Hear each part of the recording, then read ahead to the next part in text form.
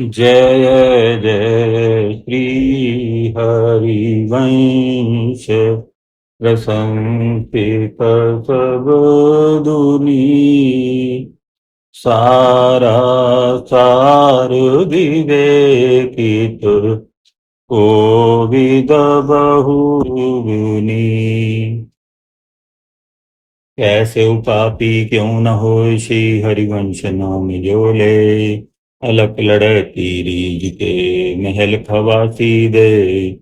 महिमा तेरी कहा कहो श्री हरिवंश दयाल। तेरे द्वारे बटत हैं सहज लाडली लाल। करुणा निधि और कृपा निधि श्री हरिवंश उदार। वृंदावन रस कहन को प्रकट धर्यो अवतार। जहाँ पुष्प होंगे वहाँ कांटे भी होंगे, जहाँ कमल होगा वहाँ भ्रमर भी होंगे। श्री कृष्ण के प्रति श्रद्धा विभूत भीष्म पितामह को ललकारने के लिए शिशुपाल था, तो माता जानकी के पातिव्रत्य को, जिसके साक्षी स्वयं अग्निदेव थे, ललकारने के लिए धोबी था। विधि का विधान है, प्रकाश के साथ अंधकार तथा प्रशंसकों के साथ निंदक रहते ही हैं। श्रीधाम वृंदावन में भी आज संवेद गुंजन हो रहा था, मानो किसी उद्यान में सामूहिक रूप से गुलाब पुष्पों की कलियां खिल उठी हों, अथवा किसी तड़ाग में सहस्त्रश कमल एक साथ ही रवि रश्मियों के स्पर्श होते ही विकसित हो गए हों, तथा उनकी दिव्य गंध से अनुप्राणित लक्ष लक्ष चंचरीक परागपान करके मत हुए एक साथ गुंजन कर रहे हों। गुलाब के गुणों से समंकृत एक कमल आज पुष्पित हुआ था। रवि रश्मियों के साथ ही श्री हित महाप्रभु जी की कुटिया में भी रसिक जनों के हृदय में जहां यह सुख समाचार पुलक भर रहा था, वहीं आज अविचारवान, दुराग्रही या द्विध्यात्मक भावना वाले संत गृहस्थ सभी का हृदय श्री हित महाप्रभु जी के आचरण की आलोचना कानाफूसी के रूप में करके धर्म अधर्म का विवेचन कर रहा था। अष्ट प्रहर प्रभु की सेवा में निमग्न रहने वाले के गृह में बालक का प्रादुर्भाव, क्या यह काम वासना का प्रतीक नहीं है? कथनी और करनी में अंतर करने वाला क्या सम्मान का अधिकारी है? क्या प्रभु के दर्शन की बात मात्र दम्भ नहीं है? हम तो पहले ही कहते थे कि कहीं ऐसे गृहस्थों को प्रभु के दर्शन होते हैं? विरक्त, इंद्रिय निग्रही, तपस्वी तथा प्रतिपल प्रभु का स्मरण करने वाला भी कोई कोई ही प्रभु की कृपा से उनके दर्शन पा सकता है। इनके प्रति श्रद्धा करके कहीं हम लोगों ने अपना धर्म तो नष्ट नहीं कर लिया है। श्री यमुना स्नान करके लौटते हुए दो संत, श्री करमदास जी तथा श्री रसिकदास जी, भी आपस में कुछ इसी प्रकार की वार्ता करते चले आ रहे थे। रसिकदास जी, आज तो आप कछु अनमने से दिखाई पड़ रहे हो। करमदास जी, कहा बात है? कर्मदास, का बताऊं रसिकदास जी, जब हम काऊ के प्रति अपने मन में अत्यधिक श्रद्धा रखते हुए वाई के विषय में कभी कभी कोई बात सुनी अथवा देखी के चित्त बड़ी उलझन सी में पड़ जाए और श्रद्धा डगमगावे सी लगे है। आपने कोई नई बात नाय सुनी का? रसिकदास, नाय तो भैया ऐसी का बात है गई जासो तुम्हारे श्रद्धालु हृदय को आघात लग्यो है। करमदास, अब का बताऊं रसिकदास जी, जी सुनिए कि श्री हित हरिवंश महाप्रभु जी के यहाँ बालक को जन्म भयो है। रसिकदास, अच्छो जी, तो तुमने बड़े आनंद की बात सुनाई, परंतु करमदास जी, भला या में उलझन की कहा बात है? करमदास, उलझन और तो कछु ना है, मात्र इतनी सी ही है कि श्री जी को भजन ध्यान एवं संसार को निर्वाह एक संग कैसे संभव है? रसिकदास, भैया करमदास जी, आपकी जी जिज्ञासा स्वाभाविक ही है। साधारणतः जी धारणा के ही कि एक संसार को त्यागे बिना प्रभु की प्राप्ति है ही नहीं सके। जबकि प्रभु प्राप्ति ना तो विरक्ति सो संबंधित है और ना ही प्रवृत्ति सो। प्रभु सो तो हृदय की विशुद्ध प्रीति होनो ही अनिवार्य है। कर्मदास, तो का विरक्ति के बिना वो प्रभु दर्शन संभव है सकेगा? रसिकदास, हाँ हाँ भैया, जाई बात को प्रत्यक्ष दर्शाई हुए की ताई तो श्रीहित महाप्रभु को अवतरण हुआ है। प्रगट प्रेम को रूप धरी श्री हरिवंश उदार, श्री राधा वल्लभ लाल को प्रकट कियो रससार। कर्मदास, तो का जी ऐसे उच्च कोटि के अवतारी महापुरुष हैं? रसिकदास, तुम्हें नाय मालूम का? जी बात तो सर्वविदित है कि श्री प्रिया जी ने इनको दीक्षा दी होती। देवबन सो श्री वृंदावन आमते में श्री प्रिया जी की आज्ञा ते ही इनने इन दोनों महाभागा पत्नी को उनकी कृपा को ही स्वरूप मान के अंगीकार कियो हो। आज्ञा गुरु गुरु नाम विचारणनिया। कर्मदास, अच्छो, कहा श्री जी ने आज्ञा दई, या बात पे तो कछु विश्वास तो नाय होए। रसिकदास, हाँ हाँ, जा में आश्चर्य की क्या बात है। ऐसे महापुरुषन के समस्त क्रियाकलाप उनके इष्ट प्रभु द्वारा ही प्रेरित हुए हैं। उनकी अपनी वासना को यहाँ लेश मात्र हूं ना होए। जिसके प्राण इंद्रियां मन और बुद्धि की वृत्तियां संकल्प रहित होती हैं, वह प्राणी शरीर में स्थित रहते हुए भी गुणों से मुक्त रहता है। कर्मदास, जी तो आपने बड़ी ही अद्भुत बात बताई।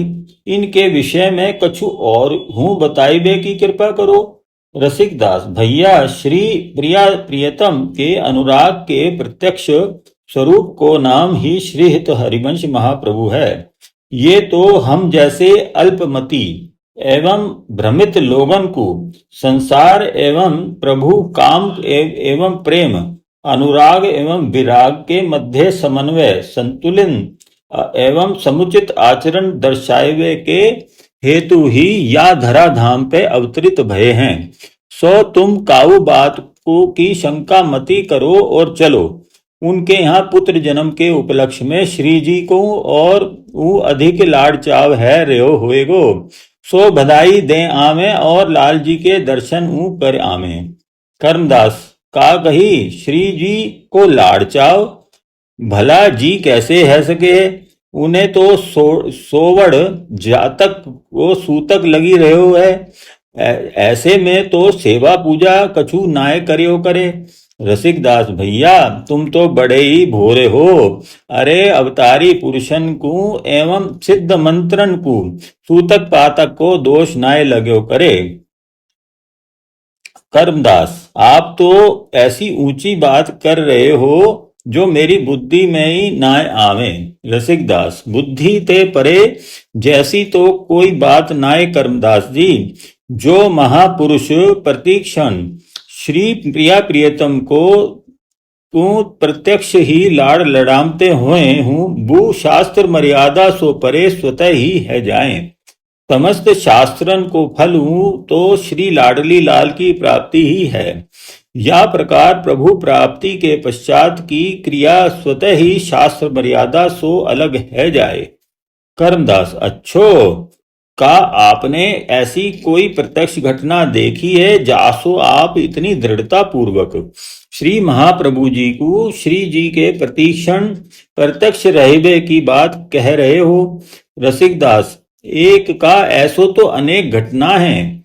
जब रसिक जन की प्रेम भरी गुहार सुन के बादल में विद्युत अथवा काष्ठ में अग्नि की भांति समस्त संसार के कण कण में व्याप्त घनीभूत हैं, हे के भाई तुम तुरंत प्रकट है गए हैं। का जी इनकी भगवत्ता को प्रत्यक्ष प्रमाण नाय? कर्मदास, ऐसे रसिक जनन के तो एकाध चरित्र मोको हूँ सुनाएबे की कृपा करो।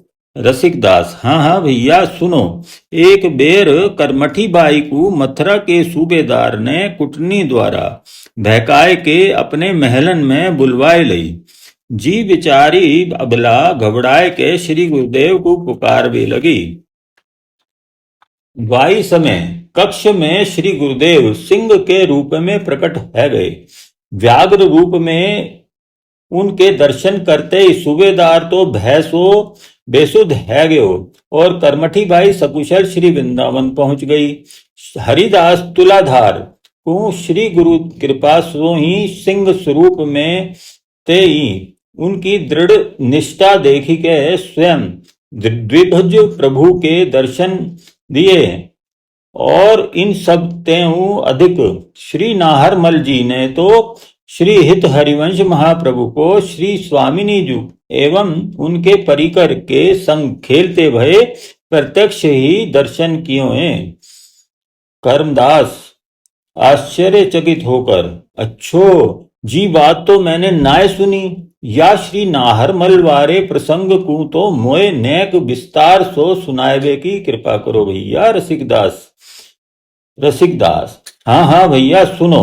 एक बेर श्री नाहरमल जी देवबंसो सपरिवार श्री वृंदावन पधारे। वास में श्री हरिवंश महाप्रभु मानसरोवर गए भये। नाहरमल जी परिवार को मदन टेर पे ही छोड़ के श्री गुरुदेव के शीघ्र दर्शनन की तीव्र लालसा के कारण मानसरोवर ही चले गए। वहां कहा देखो दृश्य, श्री हरिवंश जी कुछ ब्रजवासी बालकों के साथ एक वृक्ष के नीचे बैठे हुए हैं। बालक तीर कमान लिए हुए लक्ष्य संधान कर रहे हैं। एक बालक, हित जी आप हूं तो लक्ष्य भेद के दिखाओ। हरिवंश जी, नाय भैया मोह पे कहाँ आवे, आप ही खेलो। मैं तो आपके क्रीड़ा प्रमत्त स्वरूप को दर्शन कर आनंदित है रहो हूं। बालक, हूं एक बेर तो तुम लक्ष्य भेद के दिखाओ ना। हरिवंश जी, नाय मानो तो जैसी आपकी इच्छा। लाओ कमान लेकर लक्ष्य पर तीर छोड़ते हैं। सब बालक उनके सटीक निशाने पर तालियां बजाकर प्रशंसा करते हैं। तभी श्री नाहरमल जी का प्रवेश। नाहरमल, गुरुदेव प्रणाम, साष्टांग प्रणाम करना। उसी समय बालकों का वृक्षों की ओट में छिप जाना। श्री हरिवंश जी, आओ आओ नाहरमल, तुम कब आए? नाहरमल, मैं अभी बस चलो ही आ रहे हूं। इधर उधर देखकर, अरे अभी आपके समीप जो बालक खेल रहे काय वो कहाँ चले गए प्रभु? श्री हरिवंश जी, वो तो सब चले गए। क्यों, उनकी तुम काय मारे पूछ रहे हो? नाहरमल स्वतः, हाय हाय, मैंने प्रभु के एकांत मनोरंजन में विघ्न डारी दियो। जाते तो इन सो क्षमा मांग के मैं बेदन टेर पे ही चलूं, वहीं प्रतीक्षा करूंगो प्रकट चरण पकड़कर। प्रभु मेरी अपराध क्षमा कर दो, मेरे आए बेते आपके खेल में विघ्न उपस्थित है गयो। श्री हरिवंश जी, नाय नाहरमल, ऐसी तो कोई बात नाय, तुम्हारो मन दुखी है रहो ए तो ले, मैं उन्हें फिर बुलाए लूं पुकारना। अरे भैया सखाओ आए जाओ जी। नाहरमल तुम्हारे दर्शनन को व्याकुल है रहो है, एक बेर जाए दर्शन के दे के कृतार्थ कर जाओ। सभी बालक एकाएक प्रवेश करते हुए, लाओ हित जी हमारी कमान। श्री हरिवंश जी हंसकर कमान देते हुए, हाँ हाँ भैया जी लेओ कमान, अब लगाओ निशानों। कुछ समय तक खेलने के पश्चात एक बालक, हित जी अब तो श्री यमुना जी में स्नान करेंगे, आओ तुम हूँ आओ। सभी बालक दोनों ओर से हरिवंश जी को पकड़कर यमुना जी में कूद जाते हैं। यमुना में गोता लगाकर ऊपर उछलने पर सभी गोप बालकों को का सखियों सहित श्री प्रियतम के स्वरूप में नाहरमल जी को दर्शन होता है। सभी पुनः गोता लगाकर अंतर्ध्यान हो जाते हैं। तभी श्री हरिवंश जी यमुना में से सिर ऊपर निकालते हैं। नाहरमल, प्रभु आपके संग के सब बालक कहाँ गए? विह्वल होकर, वे तो यमुना जी में गोता लगाए पीछे उछरे ही ना है। श्री हरिवंश जी मुस्कुराते हुए किनारे पर आकर, नाहरमल का तैने कछु नाय देखो, कहा तू अब हूं उन गोप बालकन ने नाय पहचानो। नाहरमल संभ्रम सहित, गुरुदेव वो बालक तो गोता लगाए पीछे दिसे ही नाए। हाँ वाई स्थान पे जहां बालकन ने गोता लगायो, काऊ एक बेर अष्ट सखीन को गोल सो तो अवश्य दिखाई पड़ो, किंतु वे तुरंत ही गोता लगाए गई और फिर वे नाय उछली। श्री हरिवंश जी समझाते हुए, अरे भैया, तू प्रत्यक्ष दर्शन करी के उनको नाय पहचान सको, उनको तो पे कृपा करनी ई और तेरी शंकान को निवारण करने हो जाई ते तो उनने जी यमुना स्नान को खेल रचायो।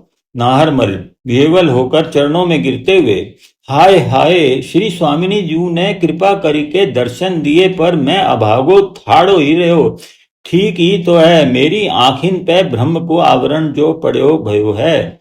श्री हरिवंश जी, अरे अरे नाहरमल जी, तुम क्या कह रहे हो, कैसो भ्रम। नाहरमल चरण पकड़कर, आप अंतर्यामी हो प्रभु, मोते बहुत बड़ो अपराध बनी गयो दीनानाथ। मैं सत्य ही आपके खेल देखी के भ्रम में पड़ गयो हो, तो किंतु आप तो अहेतु की कृपा करीबे बारे हो प्रभु। कहा अब मोए फिर इन निकुंजेश्वरी स्वामिनी जी जू के दर्शन नाए होंगे। हाय, मैं बड़ो ही अभागो हूँ। श्री हरिवंश जी नाहरमल को उठाकर, इतने व्याकुल मती हो नाहरमल, श्री जी बड़ी ही करुणामयी हैं, उनकी कृपा को भरोसो करके धैर्य धारण करो। उन्होंने जब आज इतनी कृपा करके तो को दिना समय आए वे पे पुनः वो कृपा करेंगी। आओ अब चलें। दृश्य पूर्ववत कर्मदास और रसिकदास वार्ता करते हुए चल रहे हैं। कर्मदास, अच्छो जा घटना सो तू ही श्री हरिवंश महाप्रभु को स्वरूप स्वतः ही सिद्ध है जाए। रसिकदास, हाँ भैया, जा समय वो कृपा करी के अपने अंतर निमिलित अर्ध निमिलित कमल कली सी बड़ी बड़ी आँखिन की प्रेम भरी चितवन तेहु काऊ ए देख भर ले, तो वाह को हृदय स्वतः ही विगलित है जाए। कर्मदास, बात तो तुम साची कह रहे हो। मैं हूं जब कभू श्री राधा वल्लभ लाल के दर्शन करीबे गयो हूं, तो मोह ए बड़ो ही आनंद अनुभव भयो है। वह समय अनजान में ही मेरे हृदय में प्रेम की तरंग सी उठवे लगी, परंतु जी सब बात मानते भये वो मेरी समझ में जी बात ना आ रही कि गृहस्थ जीवन में प्राणी को श्री राधा कृष्ण की दिव्याति दिव्य प्रेम स्वरूप कैसे प्राप्त है सके। रसिकदास जी, प्रश्न तो भैया कर्मदास प्रभु के ऐश्वर्य स्वरूप की प्राप्ति में उत्पन्न नाय हुई। श्रीमद् भागवत ऐसे अनेक भक्तन की कथान सो भरी पड़ी है, जिनने गृहस्थ अथवा विरक्त जीवन में संतान उत्पत्ति और भगवत प्राप्ति दोनों एक संग करी है। सो भी ऋषि जामदग्नि गौतम कश्यप प्रभृति ऋषि एवं अम्बरीश जैसे गृहस्थ जाके जलवंत प्रमाण जा में जी तो साक्षात प्रेमावतार ही हैं। कर्मदास, इनके अवतार को का प्रयोजन है। रसिकदास, श्री प्रिया प्रियतम के विशुद्ध प्रेम के साक्षात स्वरूप श्री हित महाप्रभु समस्त संसार को रस भजन की सर्वथा अभिनव रीति समझाए वे क्यों ही या धराधाम पे अवतीर्ण भय हैं। इनको मार्ग वस्तुतः तत्सुख सुखी और अनन्यता को है। कर्मदास, यासो का हुए।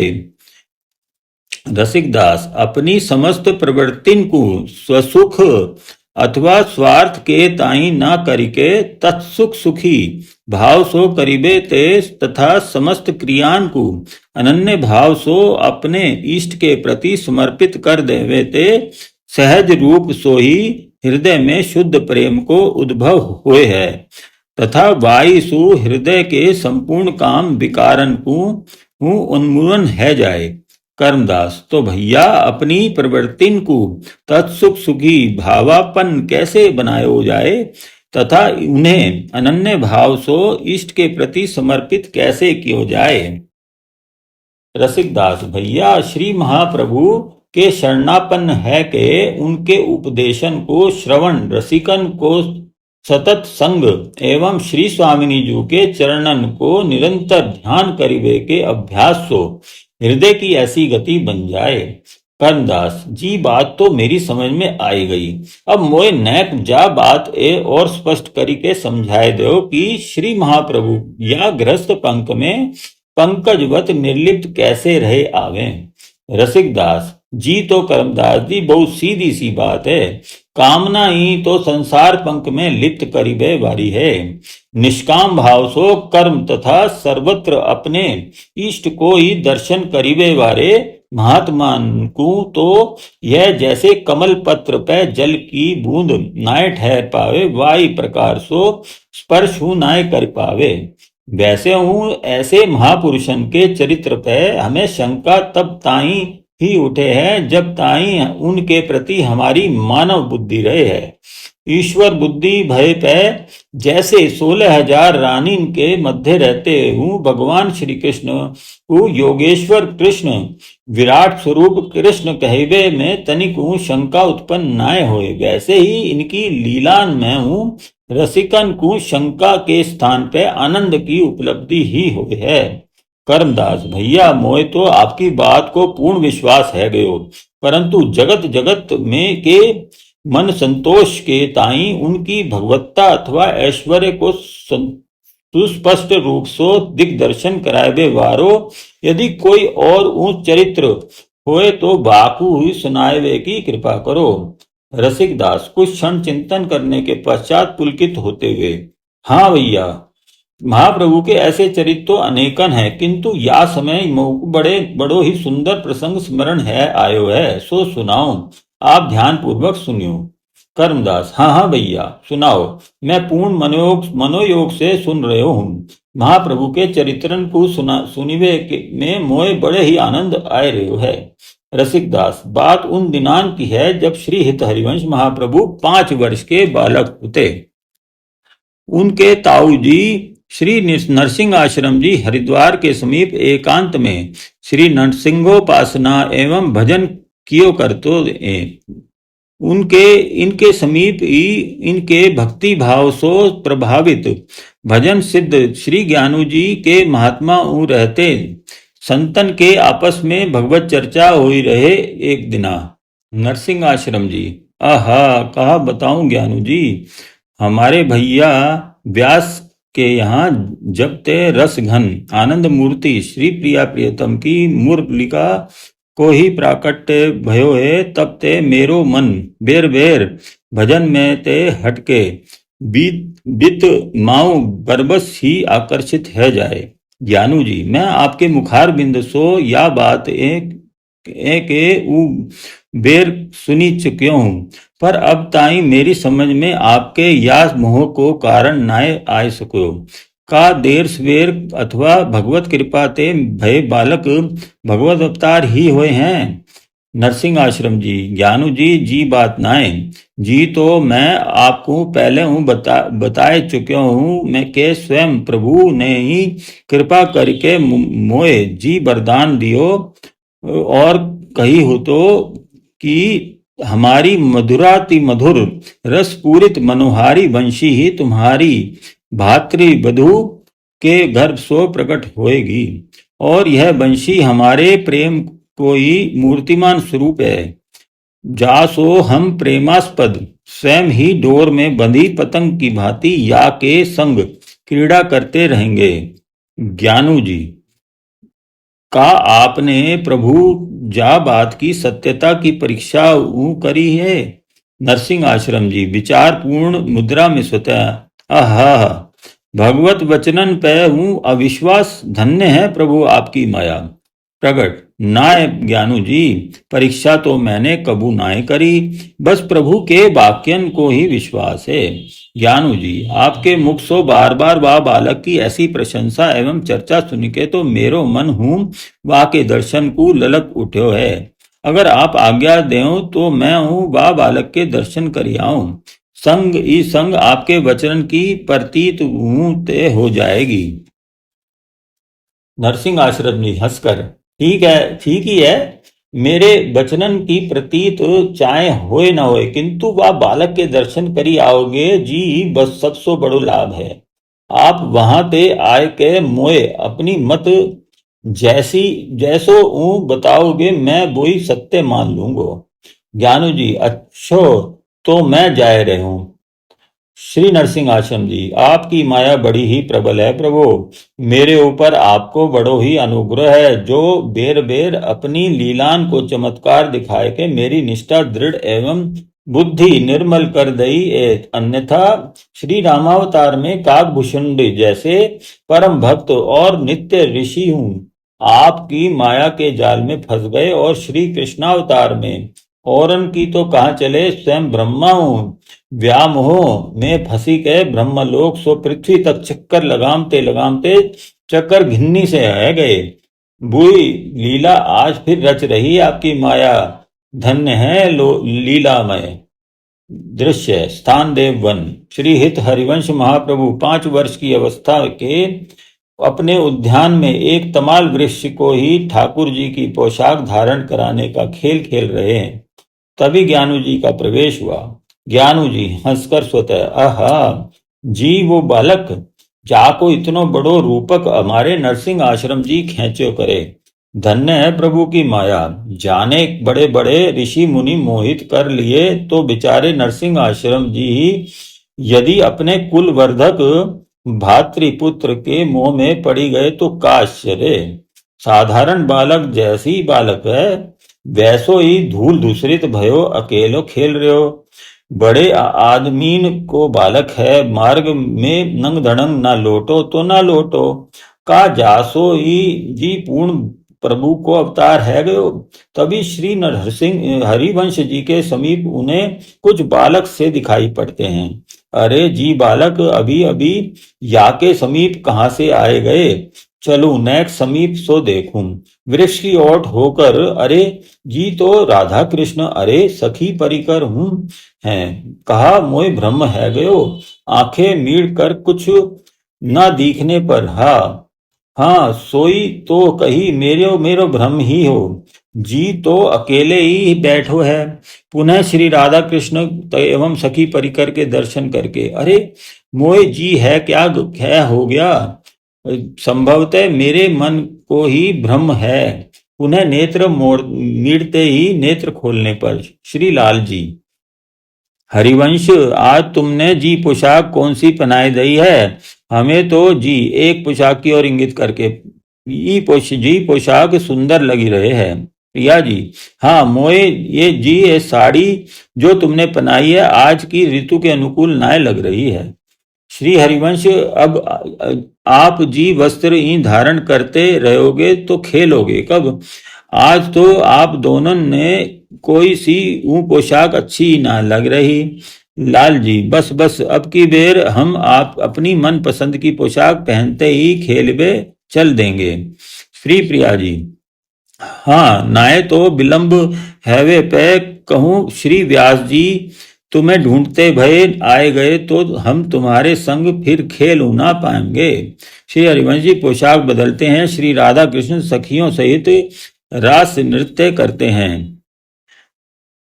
श्री ज्ञानू जी दौड़कर श्री हरिवंश जी के चरणों पर गिरते हुए, आहा आज आपने मेरो जीवन धन्य कर दियो प्रभु। मैं अज्ञान अंधकार में भटक रहे हूँ, मोय अपने ज्ञान को बड़े ही अभिमान हो। आप अंतर्यामी हो प्रभु, तभी तो आपने अहेतु की कृपा करके मोय अपने सांचे स्वरूप को दर्शन कराए, अपने मेरे अभिमान को चूर्ण करके अपनो दास बनाए बे की कृपा करिए। श्री हरिवंश जी, बाबा आप कौन हैं जी, सब आप का कह रहे हो। ज्ञानू जी, दीन बंधु, अब मेरी मति पे पुनः माया को आवरण मति डारो, मोए सनात करो अशरण शरण। श्री हरिवंश जी, अच्छो अच्छो, अब आपने दर्शन करी लीने हैं तो अब यहाँ ते चुपचाप अपने आश्रम पे जाए के वायु स्वरूप के जाके आपने अवई दर्शन किए हैं, स्मरण चिंतन करते रहियो। श्री स्वामिनी जी तुम पे प्रसन्न हैं, अब तुम यहाँ से जाओ। दादाजी ने आपको यहाँ देख लियो तो स्वामिनी जी की लीला में विषय पड़ जाएगो। श्री ज्ञानू जी, जो आज्ञा प्रभु। चरणों में पुनः प्रणाम करके मुड़ मुड़ कर देखते हुए प्रस्थान। दृश्य श्री नरसिंह आश्रम जी, श्री ज्ञान श्री नरसिंह जी के मंदिर में बैठे हुए हैं, तभी ज्ञानू जी का प्रवेश हुआ। ज्ञानू जी साष्टांग प्रणाम करते हुए, आप धन्य हैं महर्षि, आज आपकी कृपा सो हुई मैं उन परात्पर प्रभु निकुंज निवासिनी श्री स्वामिनी जी के दर्शनन को अधिकारी बन सक्यो। आप मोए क्षमा कर देव ऋषिराज, मेरी बड़ी भूल ही जो मैंने आपके वाक्य में शंका करी। श्री नरसिंह आश्रम जी, अरे ज्ञानू जी, आप या प्रकार सो कातर क्यों रहे हैं?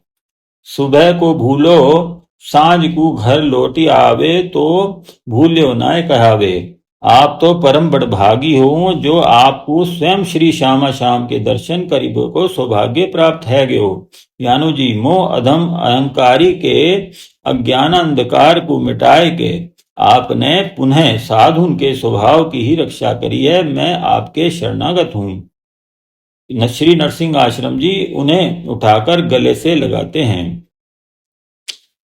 इधर पूर्ववत रसिकदास और कर्मदास वार्ता करते हुए चल रहे हैं। कर्मदास, वाह भैया वाह, आज तो आपने श्री हित हरिवंश महाप्रभु के सर्वथा नवीन दिव्य प्रेम में स्वरूप को अनुभव कराए है एवं रस पद्धति को सहज मार्ग दिखाए हुए।